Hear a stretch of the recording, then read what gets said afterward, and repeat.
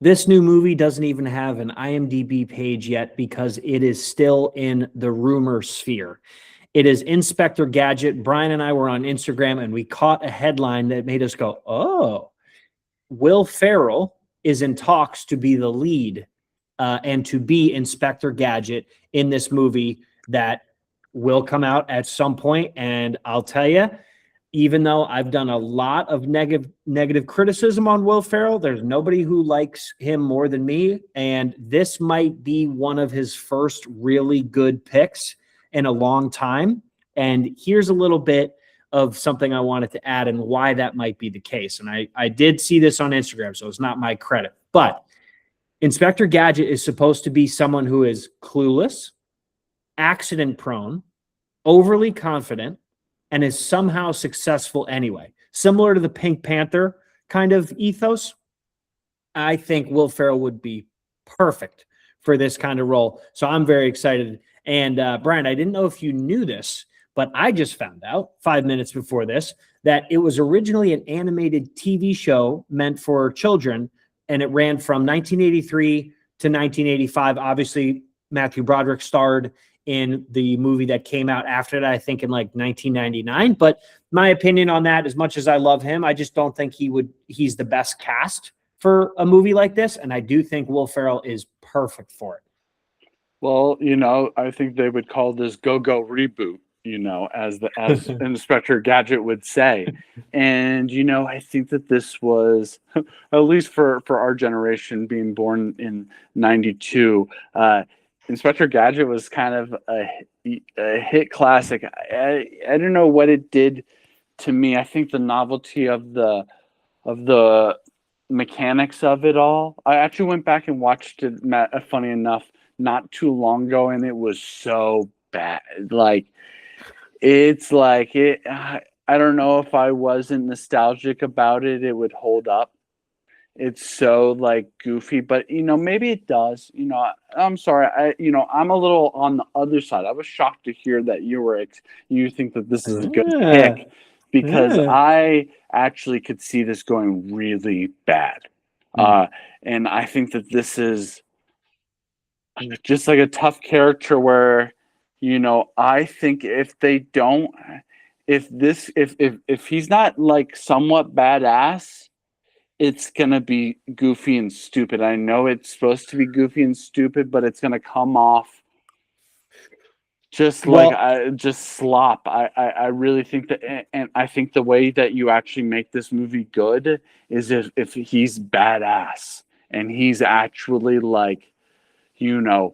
what if he takes this movie seriously? What if this is actually not I hope they actually take a serious take on it. That's the only way I think this movie works is if they take it dead seriously. I think if they treat it as a joke, it's gonna be like a comedy that's trying too hard, and it's not gonna land at all. I think if it takes itself seriously, and Will Ferrell actually you're what the hell's going on? But this is actually catches people off. This is a well done, and he's giving a little bit more range. He's a real dad that almost dies and has to go under this life-changing surgery, but he's actually a cop, this cool, he's got cool gadgets to it, and it's kind of ridiculous. But if it takes, the more serious it takes itself, I think the better this will do.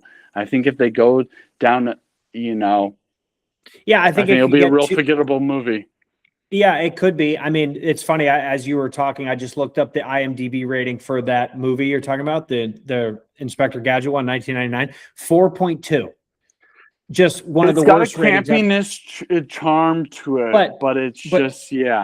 But here's what I'll say is really what matters at the end of the day is the writing, and the person attached to direct this might be perfect. So this guy's name is Sean Anders.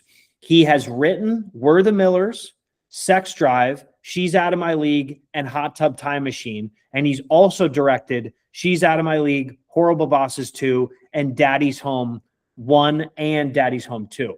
So if we're just going off of We're the Millers, for instance, that movie's hilarious.